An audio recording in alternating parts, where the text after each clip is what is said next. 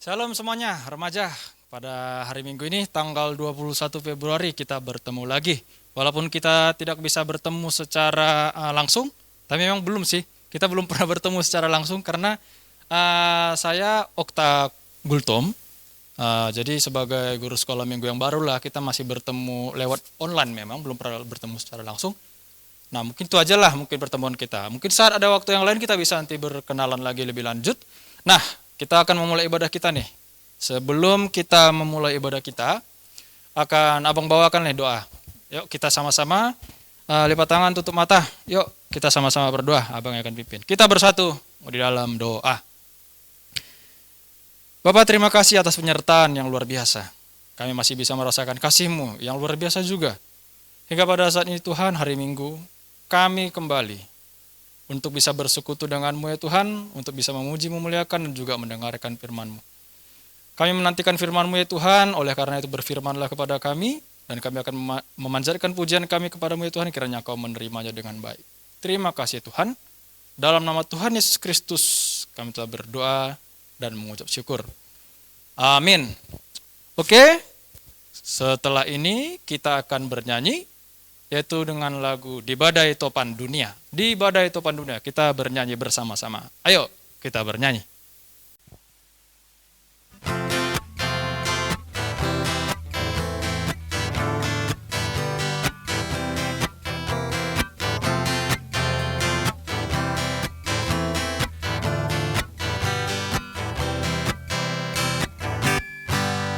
Di badai topan dunia, Tuhanlah perlindunganmu. Kendati goncang semesta, Tuhanlah perlindunganmu.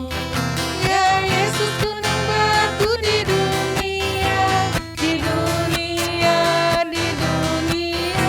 Ya Yesus gunung batu di dunia, tempat berlindung yang teguh. Ya Yesus gunung batu di dunia, di dunia, di dunia. Ya Yesus gunung batu di dunia, tempat berlindung yang teguh. Shalom adik-adik remaja sekalian. Nah, ini di minggu kali ini kita akan dengarkan cerita tentang Alkitab. Tapi sebelumnya kita bersatu dalam doa dulu. Mari kita bersatu dalam doa. Allah besar Bapa yang Maha Kuasa Tuhan, terima kasih karena perintah-Mu ya Tuhan. Kami anak-anak remaja-Mu pada hari ini ya Tuhan telah berkumpul secara online di rumah masing-masing untuk mendengarkan sebagian dari firman-Mu.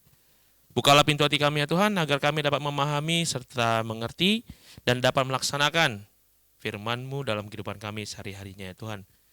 Berkati seluruh kehidupan kami ya Tuhan, agar apa yang kami lakukan dalam kehidupan kami seturut dan sejalan dengan kehendak-Mu saja.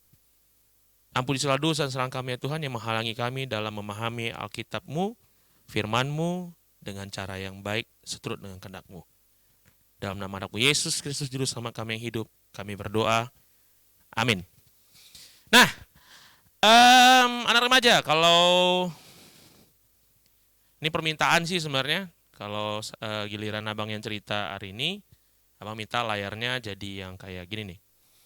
Kenapa? Karena mungkin kalian semua udah ngerasa bosan, ya kan? Nonton YouTube terus. Tetapi kalian bisa bayangin perasaan orang yang ngerjain YouTube terus. Dan harus tetap semangat. Kalian udah remaja. Bentar lagi pemuda. Ya kan? Jadi mulailah bergerak dari yang berpikir suka-sukanya sampai berpikir mulai. Ya kan? Merasa bertanggung jawab, disiplin, jujur, lalu pelan-pelan nanti menuju yang bagaimana bisa melayani dengan baik. Itu level-levelnya. Nah, karena kalian sudah remaja juga, maka firman hari ini kita bisa baca di Markus 4 ayat 35 sampai 41 dari bawah nih. Nah, mungkin udah baca ya? Kalau udah bagus, kalau belum nanti diulang aja lagi nggak apa-apa. Itulah enaknya karena kita tayangnya secara online. Karena mungkin sekali dengar nggak tahu, tapi kalau yang kedua ketiga kalinya mungkin bakal lebih paham. Nah, cerita sedikit, ini apa sih ceritanya? Kalau kita bicara Alkitab, ini ceritanya ketika Yesus sudah selesai ngajar. Nah, sekali lagi, ceritanya ketika Yesus sudah selesai ngajar. Kalau penasaran apa yang mau diajarin Yesus, baca di bagian atasnya. Di perikop ini. Nih, kalau apa yang diajarin Yesus, Yesus itu ngajarin enggak kayak guru di sekolah. Padahal dia panggilannya guru loh. Dia itu ngajar supaya gampang dipahami pakai perumpamaan-perumpamaan. Banyak sekali pengajaran dia ada di atas sebelum perikop ini. Kalau abang bilang sama kalian nggak akan baca. Lebih bagus kan baca aja nanti. Tapi ini bagian terakhirnya. Setelah selesai, Yesus itu meninggalkan orang banyak dan bilang sama murid-muridnya, yuk seberang. Kira-kira gitu ya bahasanya ya. Naik apa? Tentunya nggak ada naik Grab pada saat itu. Karena Grab belum ada. Dan itu ada danau, maka mereka naik kapal. Oke. Nah, ketika naik kapal, yang ada buritannya, berarti itu agak lumayan besar kapalnya. Bukan sampan. Nah, Yesus nemu tilam di dalam buritan. Lalu, ya tidurlah. Ya kan? Jangan disamain dengan kalian ya. Yesus bukan anak rebahan. Tapi pada saat itu dia udah capek ngajar dan dia mau istirahat. Dia naik kapal, murid-muridnya biasalah. Namanya murid-murid kan. Gak ada yang mau tidur itu. Semuanya itu, waduh, gibah lah, apalah. Akhirnya duduk di bagian atas kapal tuh. Ngomong-ngomong. Disuruh tidur pasti gak akan ada yang tidur gitu. Karena apa? Mereka baru menyaksikan hal-hal yang spektakuler. Show, kalau orang bilang. Karena Yesus ngajar dan banyak orang muridnya. Kalau yang lalu-lalu mungkin kalian udah dengar ya. Menyembuhkan seorang pegawai istana ya kan? Kemudian berangkat memberi makan 5.000 orang. Nah, kali ini setelah kegiatan itu ngajar dan bikin keajaiban-keajaiban, bisa menyembuhkan orang yang katanya hampir mati. Lalu ngasih makan 5.000 orang. 5 roti 2 ikan. Ini pasti banyak nih ini ya, bahan-bahan gibahan murid-murid. Sehingga apa? Logisnya mereka tidak ikut tidur. Mereka tuh banyak ngobrol-ngobrol. Di perjalanan, sesuatu yang terjadi. Mulai angin ribut datang. Nah, kalau kalian penasaran gimana cerita angin ribut datang, tonton di kelas-kelas bawah kalian. Dari kelas kecil sampai remaja, background yang cerita abang kakaknya badai. Kalau saya karena udah remaja, nggak lagi badai. Saya bilang tenang-tenang aja nih. Cuma layar berkibar-kibar di belakang saya. Nah, kita lihat konteks situasinya dulu. Pada saat itu tuh, udah ikat ya urutannya tadi ya. Ini yang diikutin gurunya nyembuhin, culik dong. Nyembuhin anak pegawai istana yang hampir mati. Itu disaksikan loh. Lalu ngasih makan 5.000 orang. Ini orang yang ditemenin sama mereka-mereka yang lagi tidur di tilam bawah. Mereka tahu nih punya kuasa. Tapi ketika ribut datang, nah tuh mereka baru bingung tuh. Bus. Udah mau terbalik-balik kapalnya. Oke, akhirnya mereka berseru-seru lagi, panggil lagi Yesusnya.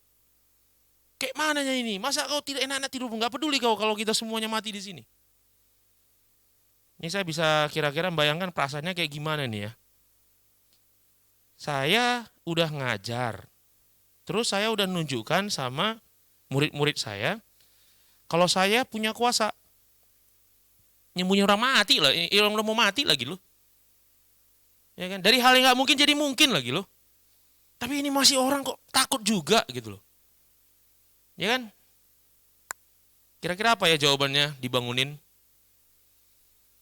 Ya kan? Apalah kira-kira jawaban dibangunin?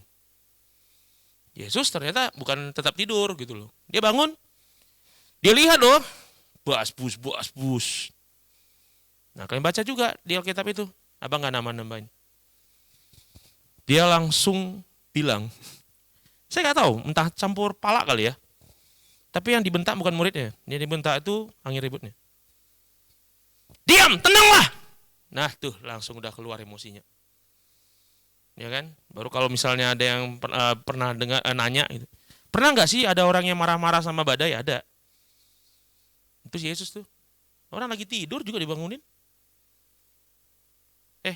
Habis dia ngomong begitu, tenang tiba-tiba. Dan dia nggak berhenti di situ. Dia lagi di ayatnya dibaca bawahnya. Yesus bilang, nah apa sih kau nggak percaya? Nah apa sih kau masih khawatir juga?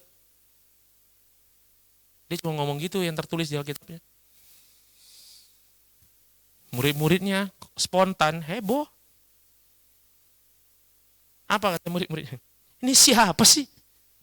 Kok bisa ya ngatur langit yang lagi badai? Siapa dia ini? Ya kan? Apa mungkin pada saat itu belum ada film Avenger kali ya? Mungkin dia sangka Thor. Tapi orang tuh pada takjub semua pada saat itu. Nah, itu kalau cerita Alkitabnya. Abang nggak nambahin, abang nggak ngurangin. Cara abang nyampaikannya mungkin ya terkesan ya kayak gitu memang adanya gitu loh. Karena abang juga pernah kok kayak keadaan remaja. Ini salah satu perikop yang paling abang suka. Dan jadi motivasi sih buat abang. Masalah dalam hidup kalian itu banyak. Kalian remaja kan? Nah, abang tahu lah kalian mulai pacaran, mulai hubungan apa namanya itu? Mutualisme apa? Mutualan gitu kan. Mulailah kalian belajar di sekolah, bingung entah apa yang diajarin. Ya kan, guru capek nerangin, kalian nggak ngerti entah apa yang dipelajarin. Mulailah mama kalian sibuk, nengok kalian asik tidur aja. Mama nggak tahu nih kalau umur-umur kayak kalian bawaannya malas aja kan. Kenapa mama suntuk? Mama nggak punya teman gosip. Kalian diajak gosip yang kalian ceritain entah apa. Nggak penting. Banyaklah masalah hidup kalian. Masalah duit. Pingin nabung, tapi liptin habis. Pingin nabung, obat jerawat habis. Pilih lah ini antara obat jerawat habis atau... Itu banyaklah pergaulannya. Pokoknya banyak nih. Banyak lagi masalah yang itu kan masih angin ini, angin sepoi-sepoi ya.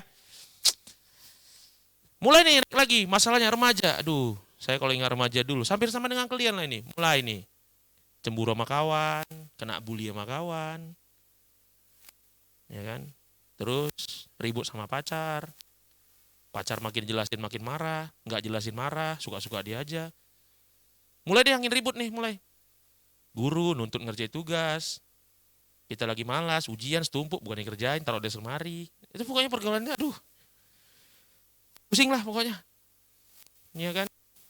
Gebetan, dikasih kode berapa kali, nggak juga nengok. Itu bagi remaja itu badai gitu. Kalau bagi orang tua sih ya, alah, cinta monyet lah. Makanya kok sekolahkan lah. Itu aja jawabannya kan. Mak stres kan aku belajar. Makanya kok sekolahkan. Nah mak, ngeri kali mamaknya. Udah tahu gara-gara itu aku stres dikasihnya macam-macam. Tapi di tengah pergumulan itu, saya juga ngerasa kok. Biarpun saya punya Tuhan yang hebat, saya bilang dalam hati saya. Tiap minggu gitu kan, tiap hari saya doa. Sempat juga khawatir. Aduh habis lah saya ini. Gak bisa bayar hutang lah saya ini. Aduh habis lah saya ini. Dibenci kawan-kawan lah ini. Sepi kali rasa saya ini. Dan saya paling benci itu dalam keadaan terjepit sebenarnya. Aduh matilah kali ini saya. Gak enak kali lah ini dalam suatu kejepit. Pilih yang A, saya sakit. Pilih yang B, lebih sakit. Gak ada pilihan C yang gak sakit. Gitu loh. Dari situ saya belajar banyak hal. Nih kalian remaja. Saya gak bohong. Saya belajar 2 hal dari cerita ini. Jadi sampai sekarang ya, saya masih ini juga. Yang pertama, Yesus pada saat itu tidak lompat ke air berenang nyari aman. Bisa aja kan dia kayak gitu ya. Lompat dia kayak, buas balik dia ke pinggir. Kalian aja lah situ ya, badai. Enggak. Yesus enggak pernah ninggalin murid-muridnya. Enggak, dia enggak tinggalin murid-muridnya. Ditemaninya murid-muridnya. Yang kedua, dia mengendalikan situasi. Itu dia. Bagi beberapa orang ya, yang nggak tahu sih, jangan gara-gara habis ini, besok-besok mau hujan, kalian naik ke atas rumah, kalian teriak, diamlah, tenang, gitu kan. Ya jangan. Satu, kalian mungkin akan dianggap orang gila, yang kedua mungkin kalian sambar petir pula kan jadi kerjaan gitu loh. Bukan itu yang mau dilihat. Tapi konteksnya adalah, kalian itu jangan lari dari masalah, hadapi masalah. Remaja kan, masih kan. Belum lansia kan. Karena kalau remaja itu yang pertama hadapi masalah. Jangan mundur dari masalah. Aduh, banyaklah pergumulan hidup. Nah, abang yang cerita depan kalian aja bukan tak punya pergumulan nih. Ya kan? Tapi abang gak mundur kok. Abang maju. Kenapa? Abang selalu minta penyertaan Tuhan. Dan abang selalu berdoa, serahkan sama Tuhan. Ini bantu saya solusinya. Makanya abang sering bilang tuh. Abang gak pernah lagi doa minta dimudahkan oleh Tuhan. Enggak. Abang selalu minta, kuatkan saya Tuhan, karena saya mau ngadapin masalah. Jadi abang tak maju dengan penyertaan Tuhan. Bukan abang maju ngerasa, oh aku hebat kok. Apa? Alah Tuhan. Enggak gitu. Saya percaya Tuhan melindungi, masalah mau saya selesaikan dengan kehendak Tuhan. Artinya apa? Wah, saya baca Alkitab. Nggak cuma Alkitab sih, saya baca semua pelajaran-pelajaran agama lain, saya baca juga di konteks kebinekaan. Karena kalau saya ngasih nasihat sama yang Kristen aja, kawan saya nggak cuma Kristen. Saya tahu mereka begini cara menyelesaikannya. Sehingga apa? Saya sayang sama dia, saya pelajari apa yang dia pelajari. Tapi, itu tadi kan, masalah iman, itu beda lagi. Artinya apa? Saya kepingin lihat bagaimana Tuhan melihat masalah saya. Dan apa yang dia suruh saya lakukan dengan cara dia. That's the first thing, itu yang pertama. Yang kedua, saya harus kendalikan situasi. Ini bukan kesaksian biasa aja, adik-adik. Saya gak takut nih, ada banyak nih murid saya, mahasiswa saya kemarin kesurupan. Ini kan minggu depan nih cerita kesurupan. Nah, ini yang sekarang trailernya lah ya. Saya ngadapin orang kesurupan, itu saya nggak lari gitu. Bisa, males lah kalau udah kayak gini. Kalau preman saya maju, yang ini mah setan gitu kan. Enggak, saya stay di situ, saya lihat gitu kan. Saya berdoa, Tuhan yang ini gimana nih, mau saya tolongin nggak Tuhan? Ya kan? Saya doa, lalu saya coba kendalikan situasinya. Apa yang saya kerjakan? Nah, saya bukan bilang, dalam nama Yesus keluar kau setan gitu kan, enggak. Karena mungkin yang kesurupan juga bukan yang Kristen. Saya langsung bilang, tenang ya, tenang semua ya. Kayak mau syuting, tenang ya. Yuk, ambil dulu air minumnya. Nah, yuk, jangan ngumpul. Sak napas nanti dia. Dah, agak lenggangan sedikit. Nah, biasanya sih kalau yang gitu saya ajak ngomong. Kamu kenapa? Bangun ya. Nah, yang kayak gitu tuh. Dan kayaknya ada suara di belakang sana. Oh ya udah, dimatiin. Inilah konsep yang live nggak ada cut. Oke, lalu saya coba kendalikan situasi dan saya lihat ini orang kenapa. Bahkan setelah dia sadar dari kesurupannya, Musa sering tanya, kamu kenapa? Punya masalah ya? Jadinya saya jadi teman curhatnya itu. Kenapa? Itulah caranya kita ngelihat situasi. Masalah kalian tadi, banyak nih. Saya kasih kunci jawabannya semua. Mama saya nggak ngerti sama saya. Memangnya pernah ngomong sama mama belum? Aja ngomong mama. Mama nggak kenal anaknya udah berubah dari bayi, sekarang udah jadi gadis. Ya kan? Dari yang dibesarinya dulu, minta jajan. Sekarang punya tabungan sendiri, ditanya sama mama, nek pula, nak, punya ini nggak? Nih kita nggak bisa makan lagi nih. Pinjam uangmu. Yang udah kayak gitu deh remaja. Teman bully, bang, ini gimana sih? Padahal saya bukan marga si bulian gitu kan, kenapa saya dibully juga? Diajak ngomong teman kamu. Kenapa sih? Ya kan? Waduh sering tuh ngomong sekarang tuh. Wah, tuh, anjing tuh. Nah kan, gak boleh sebenarnya kita ngomong orang anjing. Tapi ya gitu kan. Nah kalian remaja lah gitu loh. Saya juga gak berusaha lembut-lembutin, kalian bukan anak lagi. Saya pernah gitu dibilang orang, itu anjing tuh. Saya bawa dalam hati siapa yang gak panas dikata anjing kan. Saya turun ke bawah, saya panggil anjing saya tengok dia tengok saya, kami tengok-tengokan. Kenapa? Lah aku disamakan nama kau jeng. Anjing yang nengok saya lebih bingung, ya kan? Kenapa sih kawan ini ngomong sama saya? Artinya apa? Saya langsung datangin tuh orang. Cuma ada dua kemungkinan nih. Yang pertama, mata kau rabun, kayaknya kau pakai kacamata nih. Kau nggak bisa bedakan yang mana muka anjing, yang mana muka orang. Yang kedua, ini yang lebih serius. Apa yang bagi kau sifat saya mirip anjing sehingga kau bilang saya anjing? Saya mau minta maaf untuk itu. Pada saat itu saya tidak lari dari masalah. Yang kedua, saya mengendalikan situasinya. Dia lagi nggak enakan. Tapi saya pegang situasinya. Apa sih yang bikin saya itu jadi kelihatan anjing sama kamu? Terus tolong jujur dulu, ini anjing jenis apa nih? Saya anjing mini pom, anjing herder, atau anjing kampung? Tegas-tegas dulu kau ngomongnya. Kalau sudah saya tahu kenapa dia bilang saya anjing, yang mau saya selesaikan adalah supaya jadi manusia lagi kayak gimana caranya. Artinya, yuk jadi temanmu lagi lah. Atau gini diri, ada masalah nggak kalau temanmu anjing? Ya kan? Nah mungkin gitu. Apalagi masalahnya, guru dimarahi guru. Ya hadapin lah. Guru juga marah karena pengen kamu pintar. Memangnya guru marah pengen kamu mati kan? Enggak. Hadapin lah gurunya. Guru itu karena juga kurang tepat curhatnya itu. Apalagi online sekarang kan. Cuma jangan lagi online kalian dia jadi curhat gitu, jangan gitu. Ada banyak-banyak hal-hal lagi. Intinya sama sih dengan perikop kita hari ini. Kita percaya yang dampingi kita yang maha kuasa, yang punya kuasa. bisa mengatur semuanya. Lalu jangan baperan lah. Mulai tenangkan dirimu, baca situasi, hadapi masalah. Minta penyertaan Tuhan, kendalikan masalah. Mohon pertolongan dengan cara berdoa, tenangkan hatimu. Dari abang, itu aja untuk hari Minggu ini. Semoga kalian tetap semangat ya. Ngikutin acara kita ibadah sekolah minggunya tiap minggunya. Oke? Shalom, kita kembalikan ke Bang Okta.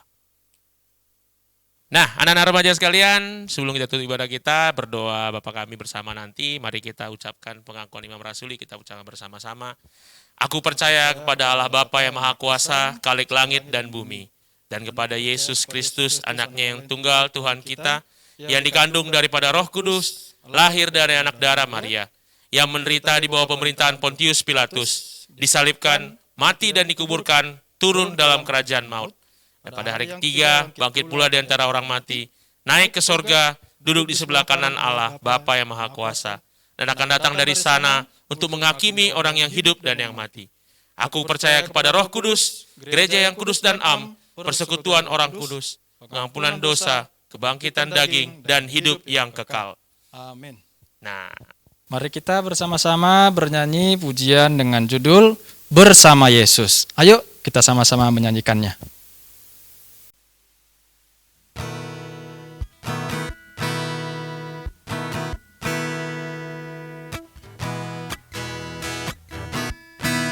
Bersama Yesus lakukan perkara besar. Bersama Yesus tidak ada yang sukar. Bersama Yesus ada jalan keluar. Untuk masalahku, untuk masalahmu, untuk masalah kita semua.